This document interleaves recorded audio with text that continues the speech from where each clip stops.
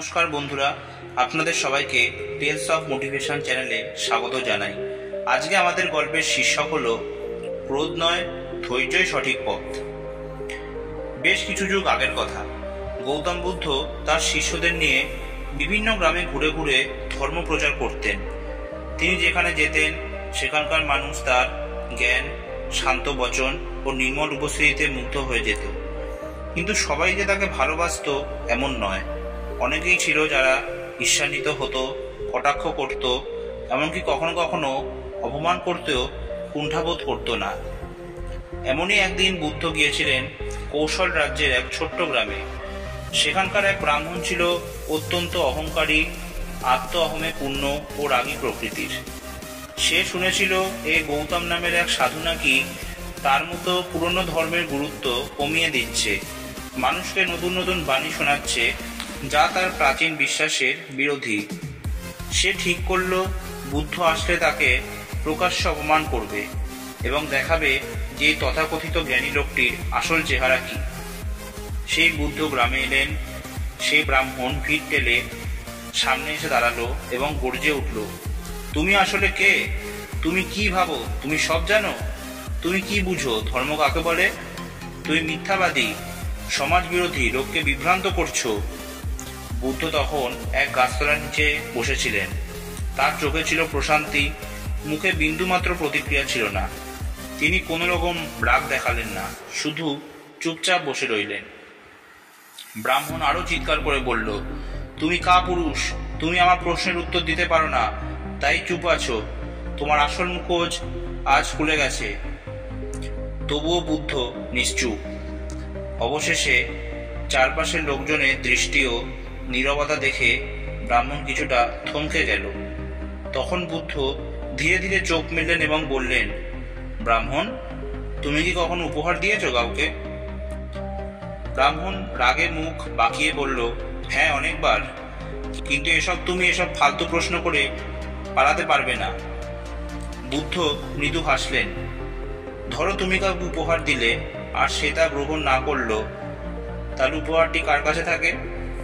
ব্রাহ্মণ কিছুটা দ্বিধায় পড়ে গেল। তারপর বলল, যদি সে না নেয় তাহলে উপহার তো আমার কাছেই থাকবে।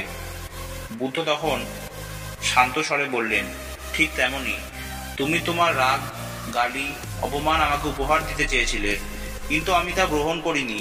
সুতরাং এইসব রাগ, ক্রোধ, বিষ সবই এখন তোমার কাছেই রয়ে গেল। এই উত্তর শুনে ব্রাহ্মণ থমকে গেল। সে স্তব্ধ হয়ে গিয়েছিল।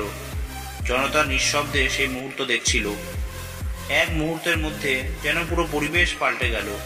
বুদ্ধের শান্ত মন, ধৈর্যের প্রতিক্রিয়া তার অহংকারী মনকে কাঁপিয়ে দিয়েছিল।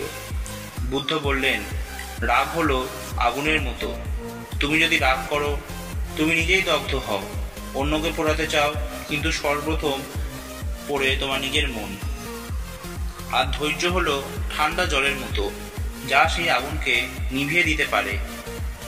ব্রাহ্মণের চোখে জল চলে এলো। এতদিন সে ভাবত শক্তি মানে গর্জন, উত্তেজনা, জিত। কিন্তু আজ সে বুঝল আসল শক্তি হলো নিজেকে নিয়ন্ত্রণে রাখা, অন্যের উত্তেজনাকে গ্রহণ না করা। সে বুদ্ধের পায়ে লুটিয়ে পড়ে বলল, ভগবান, আমি অন্ধ ছিলাম।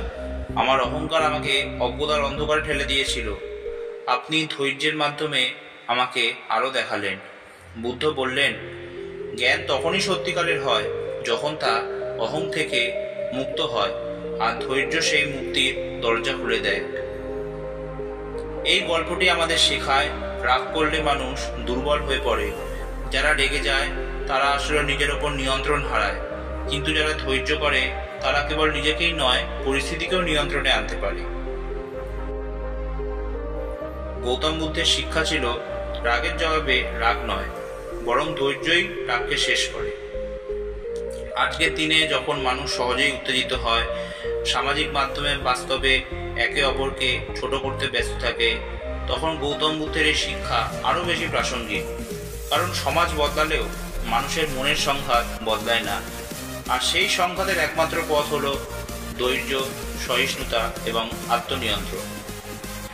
আজকের ভিডিওটি এই পর্যন্তই। গল্পটি ভালো লাগলে প্লিজ ভিডিওটি লাইক, শেয়ার আর চ্যানেলটি সাবস্ক্রাইব করতে ভুলবেন না। আবার নতুন গল্প নিয়ে আমি আপনাদের সামনে উপস্থিত হব। জয় হিন্দ, জয় ভারত।